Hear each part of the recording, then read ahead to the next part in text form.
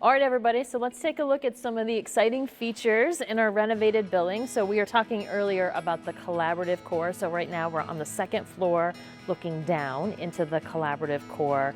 It is just absolutely gorgeous. So this place is meant for people to gather and to interact and to meet one another. Later on we can take a look at where the cafe is going to be, but for now this is going to be one of the first things that people see when they walk into the building. And we're expecting everyone to just kind of hang out here. The stairs are functional, but they're also meant for seating. There's plenty, as you can see, there's plenty of outlets for people to come in here and charge their devices. So we just really expect this to be a very vibrant place. So this is our foundation studio for our art and design students. So this is where your typical first year freshman art major is going to be. Not a bad place to start your career at SUNY Oswego. So again, we talked a little bit about the space being built to inspire intellectual curiosity and collaboration. So there's a window right here where people can look in and they can see what the students are doing while they're working. So they can work individually on their computers or on their laptops, and then we've got tables at the other end where they can sort of break out, have conversations with their classmates or maybe their instructor. And so they've got almost a 360 view of everything that's going on in the space, which is really exciting. If you've mastered everything in the foundation studio, you can graduate to our advanced studio over here. So you get a room with a view. It's absolutely gorgeous. You can look over and see Penfield, you can see Lanigan, you can sort of see the lake. Very inspiring for our upper division art and design students.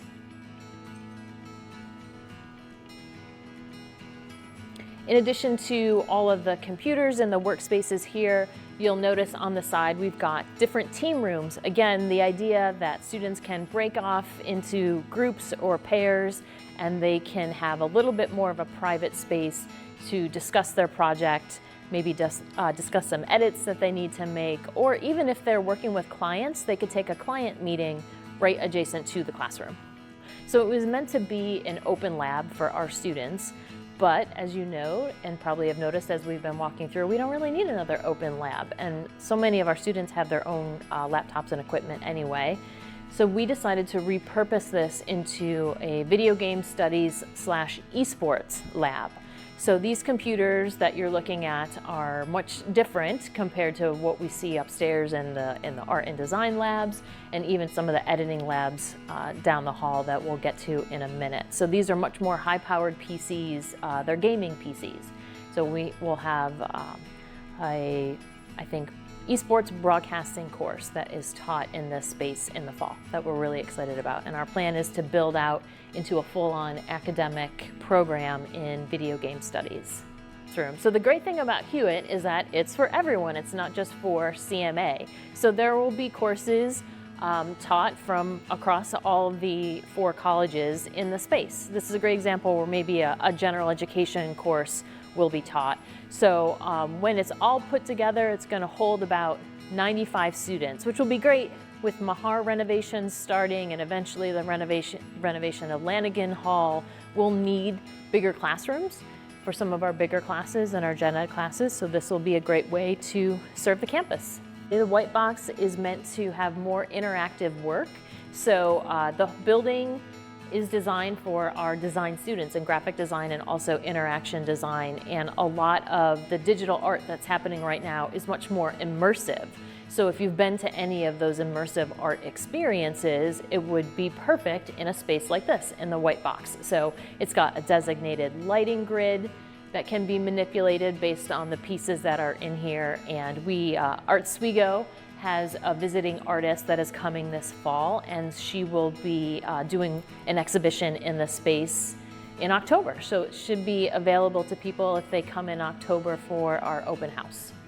This is our screening room, so we're really excited for our film students to have a space that is built for showing their films. So we have both a digital projector and an analog projector. Our Cinema and Screen Studies students learn on both digital and analog equipment. One of our faculty, Jake Dodd, loves analog equipment, and so he teaches students how to shoot on celluloid film, how to actually cut the film, and how to put it into a full feature. So this will be a space where people can invite their friends and their family to come see their films.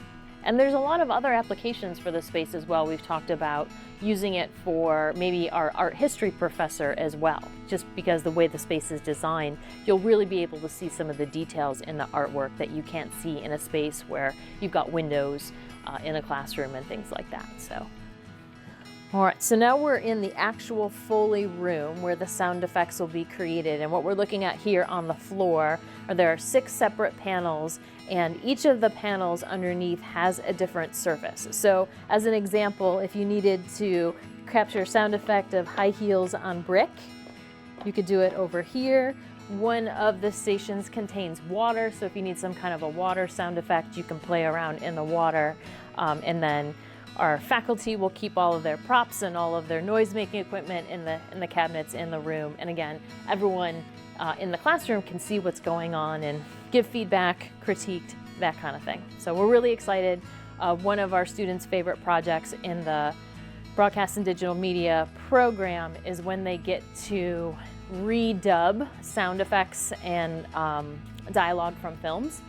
And so they've been doing it sort of, in a fly-by-night kind of way, but now to have an actual facility where they can genuinely capture sound effects of a much higher quality is really exciting. This is going to be our large broadcast studio. We've got 2, one upstairs, which is a little bit smaller, and then we've got this large one down here. So you can see we've got our green screens for our meteorologists. We've got another stand-up space if people want to do sports over there.